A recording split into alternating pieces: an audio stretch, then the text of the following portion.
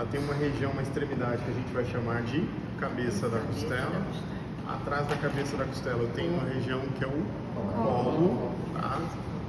Aí na sequência eu tenho uma região que a gente chama de tubérculo da costela. Ela vai em sentido posterior, então ela vem no sentido e muda.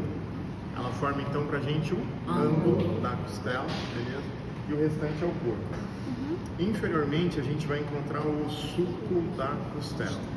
Posição anatômica, lembra comigo? Coloca a cabeça dela para posterior, né, e o corpo para frente.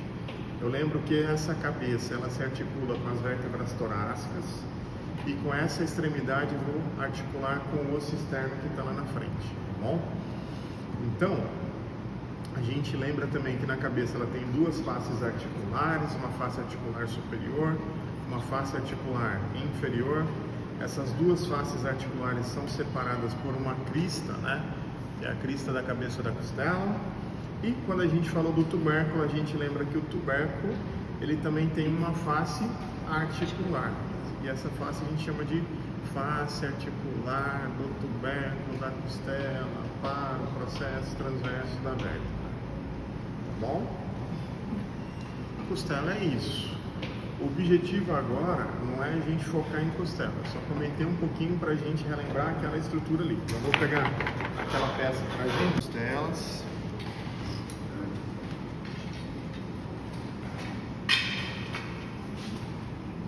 Ela é formada então por 12 pares de costelas e a gente classifica essas costelas de uma maneira bem simples, né? A gente pode classificar em costelas verdadeiras, falsas e flutuantes. Costelas verdadeiras, eu vou lembrar que são 7 pares, então vou contar aqui 1, 2, 3, 4, 5, 6, 7 pares de costelas verdadeiras, porque elas se conectam diretamente de maneira individual com o osso externo, beleza?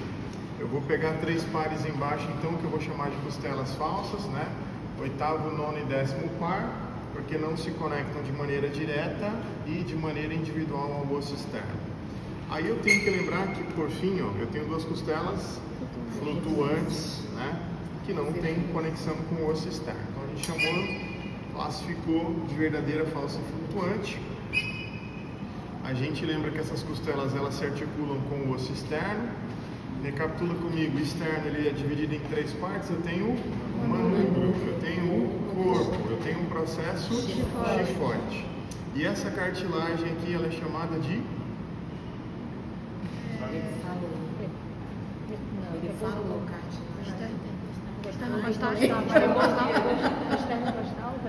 quase cartilagem costal, tá bom? Em referência à costela. Então, cartilagem costal, o que ela faz? Ela conecta as nossas costelas ao osso externo, beleza? Bora comentar um pouquinho sobre o externo também. O externo, ele é um ossinho que lateralmente ele apresenta diversas incisuras. Então essas incisuras a gente chama de incisuras costais. Então, ó, a primeira costela, ela forma uma primeira incisura costal. A segunda, ó, ela vai se encontrar na transição do manúbrio com o corpo. Então tem uma segunda incisura costal, uma terceira, uma quarta, uma quinta, uma sexta e uma sétima. Então, quem que são as diferentes? A primeira que se conectou com o manúbrio e a segunda que se conecta na junção do manúbrio com o corpo do externo. O restante eu vou encontrar essas incisuras onde? Na região do corpo do nosso osso externo, beleza? Com o tempo, o que eu vou esperar acontecer? Eu tenho que lembrar que essas cartilagens elas tendem a calcificar, então elas vão ficar numa estrutura óssea rígida, sem tanta movimentação, sem tanta maleabilidade. Tá? Então, se eu estou lá na enfermaria, lá numa UTI, lá no PA da vida, e aí eu recebo um pacientezinho para reanimar, e o paciente ele é idoso, se eu colocar muito vigor, eu posso causar o quê? Fratura de costela e, dependendo, se o Paulo estiver muito empolgado lá, ele pode mandar o nosso idoso para o céu, né? Para encontrar Senhor Jesus. Então, vamos pensar quando o paciente for idoso também. Alguns detalhes bem importantes. Superiormente, o externo ele apresenta uma incisura que a gente chama de incisura jugular, tá bom? E aí tem um ponto bem interessante que eu queria que vocês lembrassem, que é esse ponto de encontro. do manúbrio com o corpo do externo. Como é que a gente chama esse local? Correto. A junção, quando eu estou pensando na articulação, a gente chama de junção manúbrio external. Mas esse mesmo local também, ele forma para a gente um ângulo, tá? Então esse ângulo tem um epônimo que é chamado de ângulo de Louis, mas a gente chama atualmente de ângulo do externo, tá bom? Então a gente abandonou o epônimo e a gente chama somente de ângulo do externo, tá bom?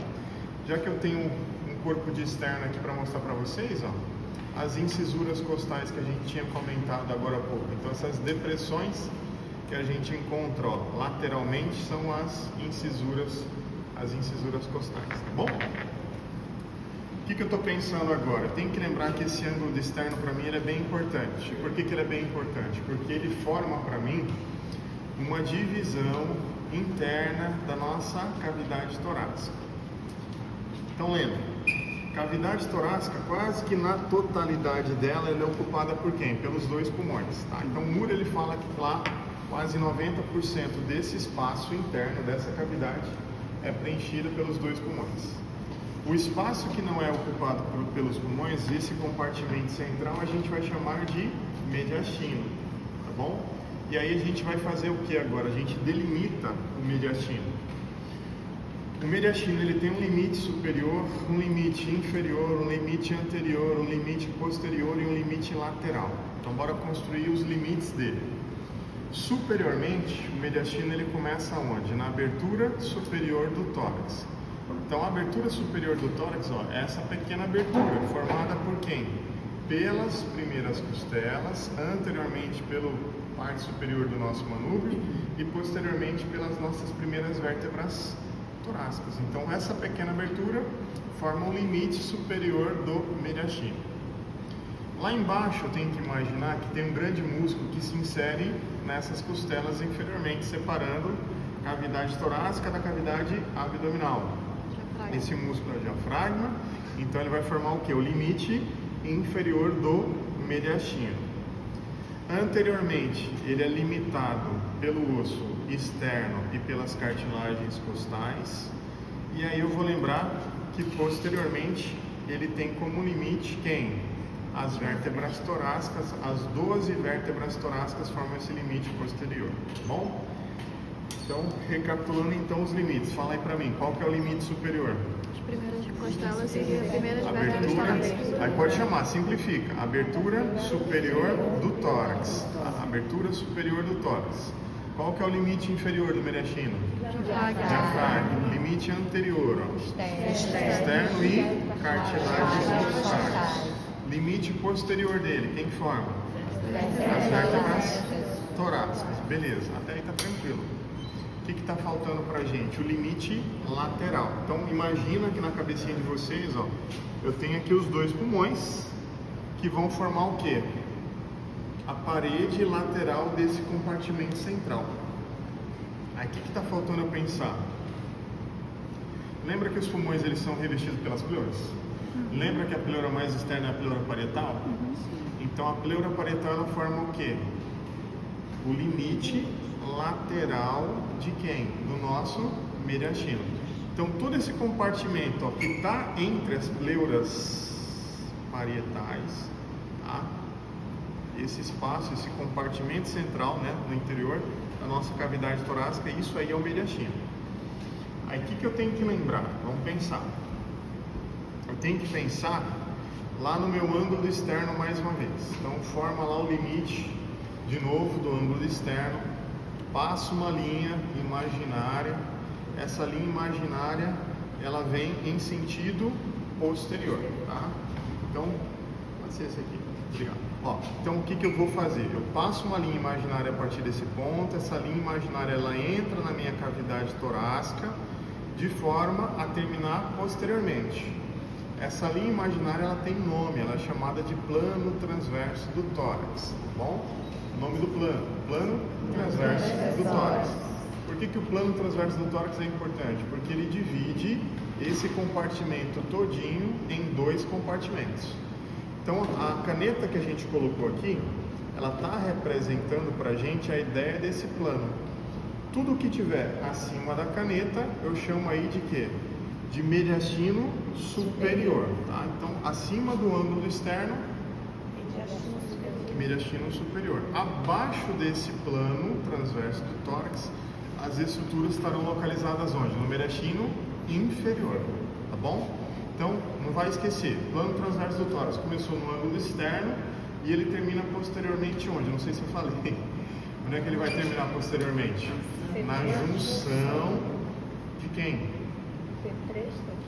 Da quarta com a quinta, tá? Na junção da quarta com a quinta vértebra torácica, tá?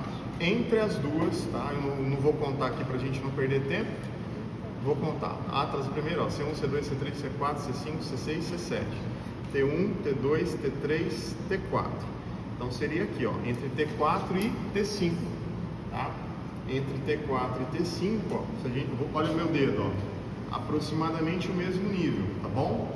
Então, ó, começou anteriormente no ângulo externo, terminou posteriormente na junção da quarta com a quinta vértebra torácica. O que tiver acima, mediastino superior. O que tiver embaixo, mediastino inferior. Tranquilo daí? Sim. Deu para pegar? Sim. Mais ou menos? Bora olhar o caderno?